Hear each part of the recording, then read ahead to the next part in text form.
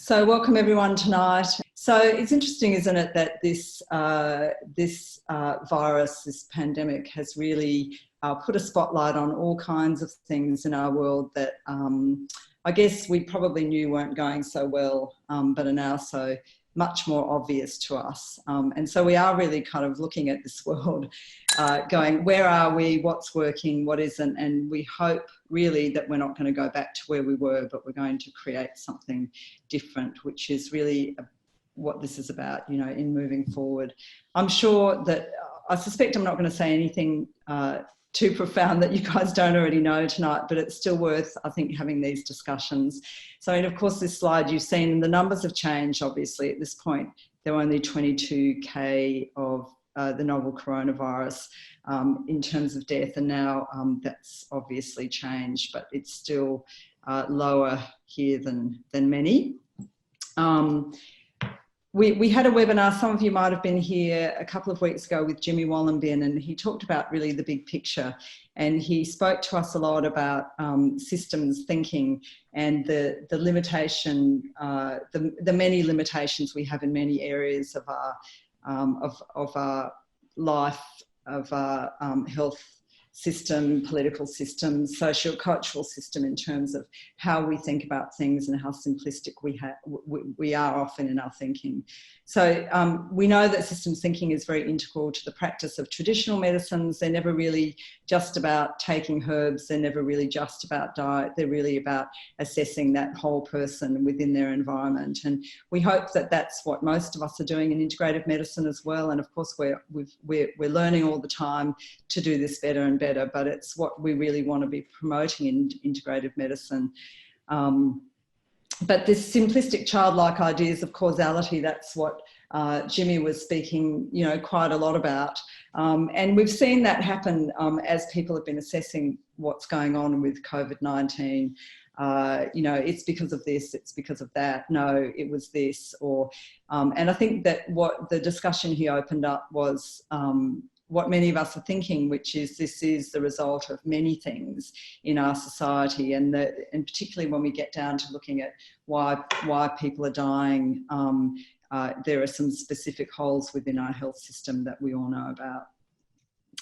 Systems biology, I think we understand what that's all about, but systems biology is part of it, and it's what we try and look at these complex biological systems from the individual to the bigger picture, and it's how we should be seeing the whole world, but unfortunately we don't do that very well. In fact, even in medicine, conventionally, and how we're taught is we're pretty bloody hopeless with that, aren't we? So we're like, yeah, we've got a little problem with reflux, so we're just going to pop in a PPI, but we won't worry about the rest of the digestive system, let alone the rest of the body, and how this will ultimately affect digestion, absorption of nutrients and stuff like that.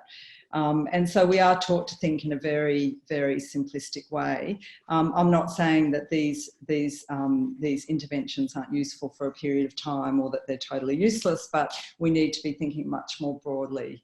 And that's what we do in integrative medicine, but it's what we need to be doing everywhere. So it's important to kind of come back to health outcomes because really only about 16 to 18% of health outcomes are dependent on healthcare, and most of them are actually dependent on the socio-cultural determinants. And the big question that Jimmy actually asked us as well is, are we contributing to this?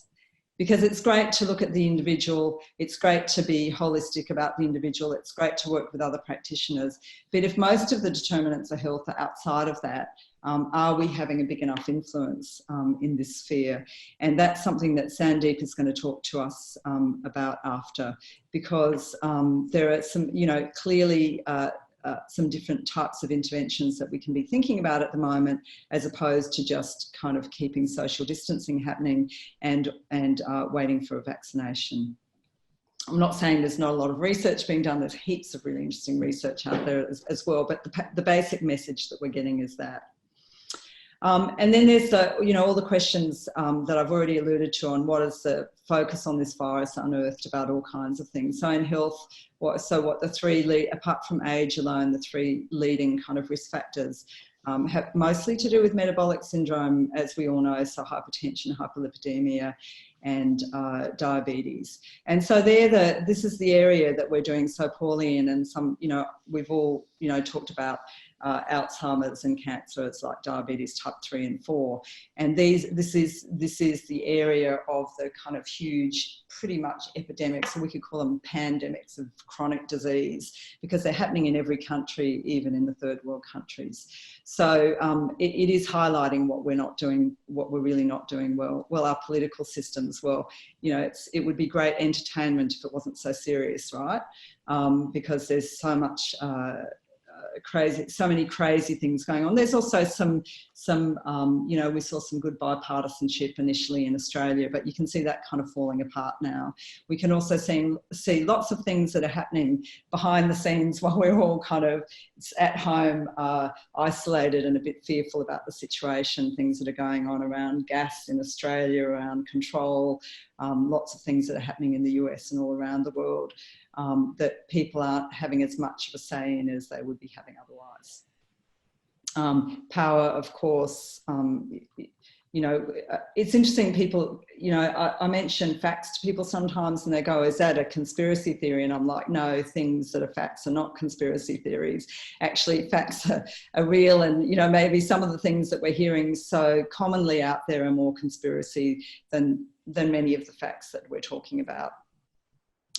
Science has been very cooperative and very amazing, but so amazing also that we're in a position where people are saying, yes, there is, we're going to get immunity when we have contact with this virus, and no, actually we've no idea whether we've got immunity or not. And now this issue is becoming quite a big one, because this is one of the things that's making people so frightened about going out and keeping us really confined in so many ways. And then there's all that kind of like, there's all these possibilities for change, which are actually really exciting, which we'll talk about as well. So when we think about systems, I guess, like if we're thinking about people at the moment, this whole thing about social distancing, I totally understand it. It's been the right thing to do. You could argue whether we've kind of dodged a bullet in the shorter term with what we've done, or what actually was going to happen in Australia with the virus. We're not totally sure, but the social distancing has been important. But what does social distancing mean in the longer term, or even in the shorter term, to so many different groups of people? So I love the young people that I work with. I can see how much they're suffering, and their peers at this stage, and being physically with their peers is so important.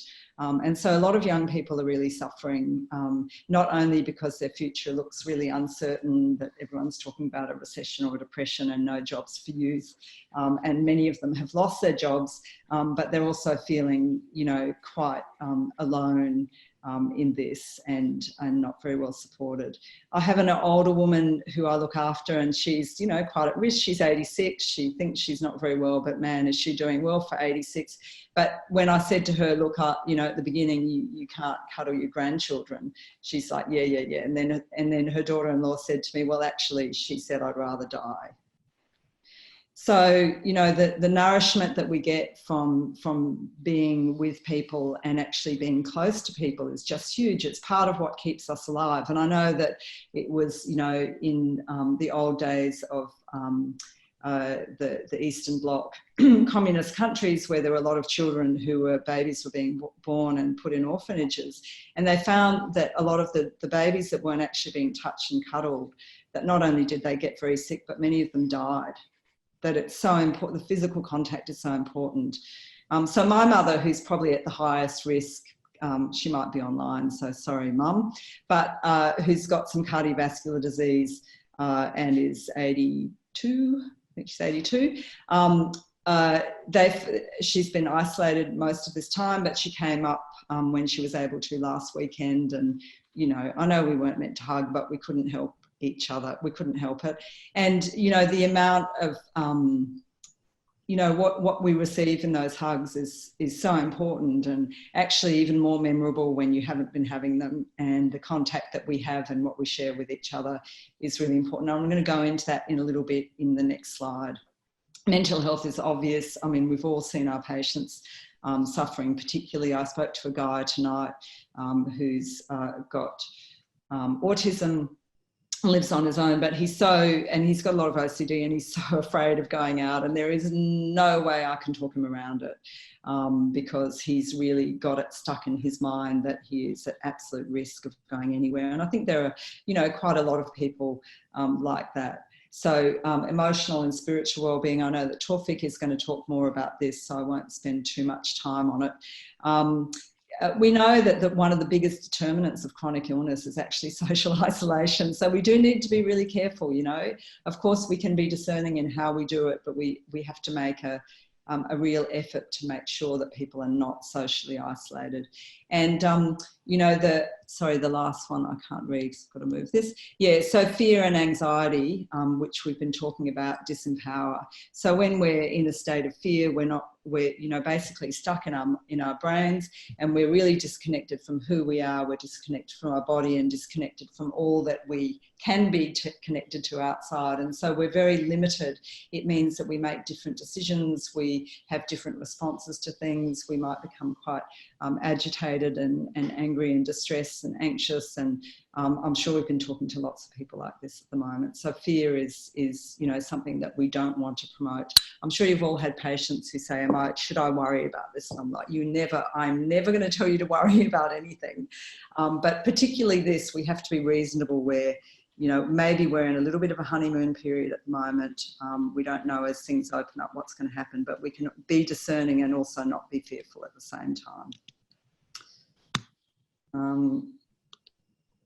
Okay, so this is, you've probably all seen this. This is just from HeartMath. I'm sure you've all heard about HeartMath, but just in case you haven't, the HeartMath Institute is located in the west coast of the US.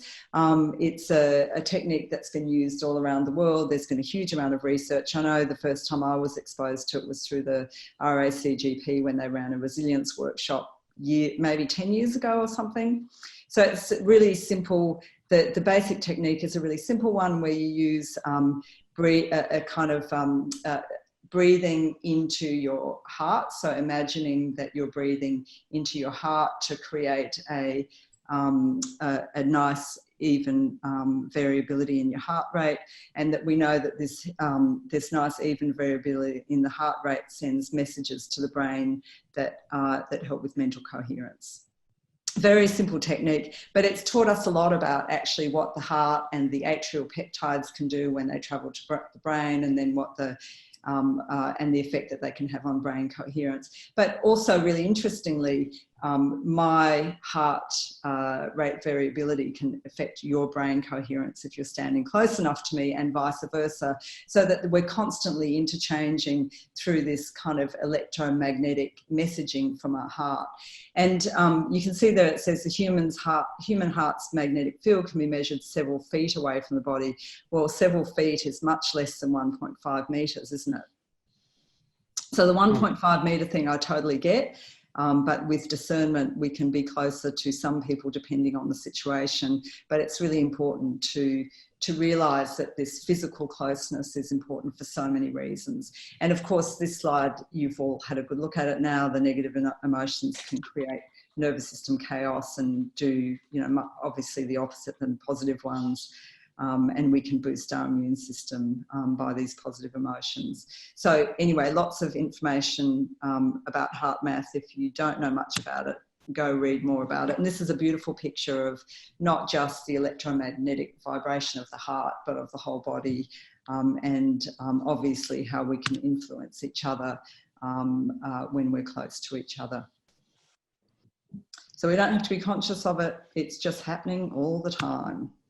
So I came across this yesterday, and I think I was pleasantly, well, more than pleasantly, I was very happy to see this. So the New South Wales government, with something called the Agency for Clinical Innovation, have put out all these resources for the pandemic kindness movement about spreading only kindness. And it's actually got a huge amount of resources and stuff that I hadn't imagined would come from, well, come from the New South Wales government or this, and so maybe I haven't looked very much, maybe I'm looking now because of what's going on, but I think these resources are really wonderful.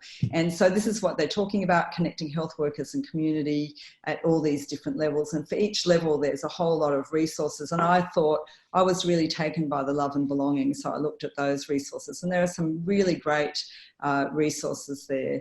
And this is how they describe love and belonging and why it's so important, and how we can build this love and belonging in our workplace and with our colleagues. And of course, you know, it's probably the most important thing that we have to offer our patients at the moment as well, is a sense of security that they can have, that we'll be there for them, that we're here to listen to them, that we can love them in whatever distress they're in. So that they feel also the security to come to us when they need something, so that they're not left in such an isolated state. So these were two of the resources. I thought they were pretty cool.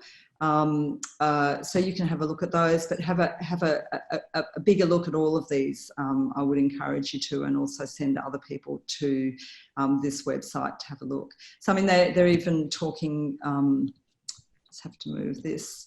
So looking at threat and opportunity, and how we can bridge things that are happening in terms of opportunities. And also, you know, in the first one, the art and science of looking up, I thought that was great, about transforming our brains and bodies, relationships and experiences of the world. So there's some really good stuff going on out there, and hopefully we keep using these kind of resources to move forward. You guys can read this. This is just a quote from Arundhati Roy. I'm not sure if I pronounced the name properly, who you probably all know is an amazing Indian writer. And this is her take on the pandemic in an article that she wrote called "The Pandemic is a Portal." And if you just put that up on Google, you'll get the whole article. But it's really about, you know, are we actually, you know, do we really want to go back to normality after this, since we've identified so many issues? Or are we going to walk through this portal with a kind of fresh mind and do things differently? Which is what we all hope that we're going to do. So what now? So I guess we've been exposed to the best and the worst. So we've been exposed to lots of fear-mongering, lots of limited thinking, some really crazy stuff coming out of governments, particularly in Brazil and the US. But we've also been exposed to a lot of kindness and connection. And they're the things that we want to be focusing on, because those are the things that are more transformative. It's really important that we ourselves live in a sense of a connected purpose, because when we're connected to really who we are inside, then we have a great capacity for making changes around us, small and large, both equally important. And this, we've all heard a quote from Margaret Mead: "Never doubt that a small group of thoughtful, committed citizens can change the world. Indeed, it's the only thing that ever has." And we know that from historically, that it's always been a small group of committed and enlightened people that make positive changes. So we don't need everyone. And I've talked about what our patients need from us at the moment. And I have to say that I feel that our patients are responding really well to this. And I always end with this photo of my beautiful son, Mickey, who's been a really amazing influence in my life, taught me so much. But he's got this incredible appreciation for nature, and nature always, for him, like all of us, brings him great connection and helps him in states of quite a lot of anxiety and other things that inherent in who he is. Thank you very much for listening.